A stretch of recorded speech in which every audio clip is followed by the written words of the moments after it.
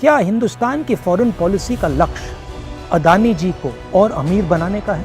पिछले 9 सालों से मोदी जी ने भारत को भ्रम में रखा है और अदानी जी को अपने साथ विश्व भ्रमण में।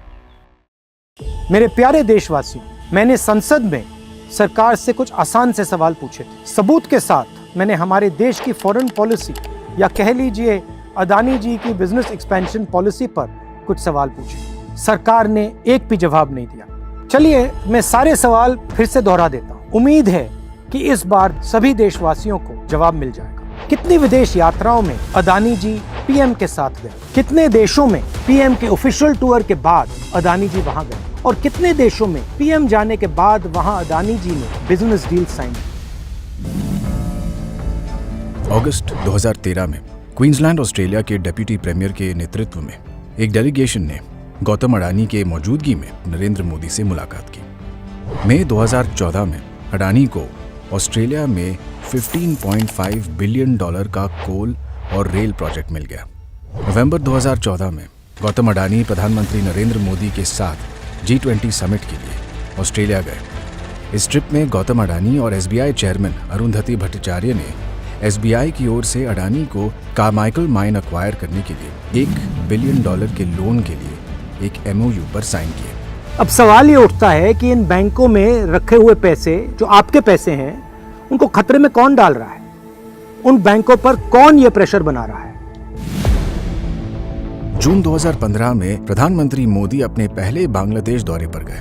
विजिट का जबरदस्त फायदा अदानी ग्रुप को मिला। 2015 में अदानी पावर लिमिटेड ने 1600 मेगावाट थर्मल प्लांट डेवलप कराने के लिए बांग्लादेश के साथ एक MOU साइन किया। ये घोषणा की गई कि अदानी पावर बांग्लादेश को बिजली पहुंचाने के लिए थर्मल पावर प्लांट का निर्माण करेगी। एक्सपर्ट्स ने साफ साफ कहा कि लोकल रेट से 5 गुना महंगे रेट पर बिजली बेचकर अडानी बांग्लादेश को लूट रहे हैं। क्या हिंदुस्तान की फॉरेन पॉलिसी का लक्ष्य अदानी जी को और अमीर बनाने का है?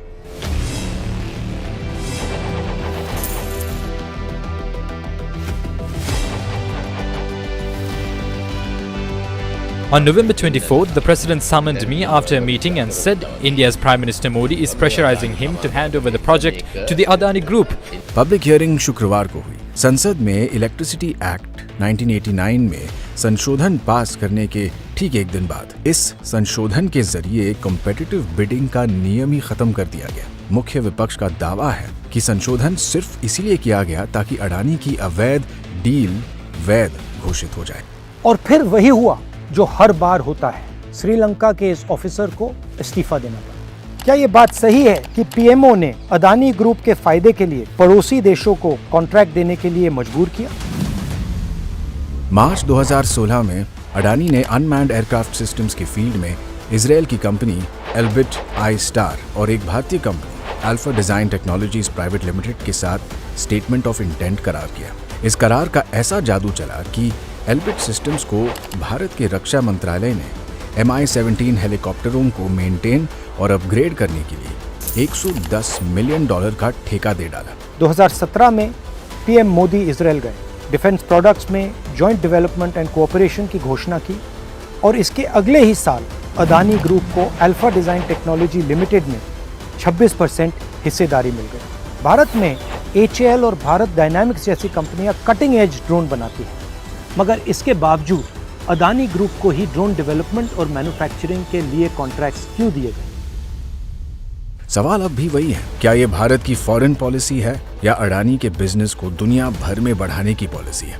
अब जापान हो या स्वीडन, मलेशिया हो या Iran, Mozambique, Oman, Myanmar, Vietnam, चाहे चाइना हो या फिर पाकिस्तान, देश कोई भी हो, रेस अगर डील पाने की है तो उसमें अडानी एंटरप्राइज की जीत पक्की है।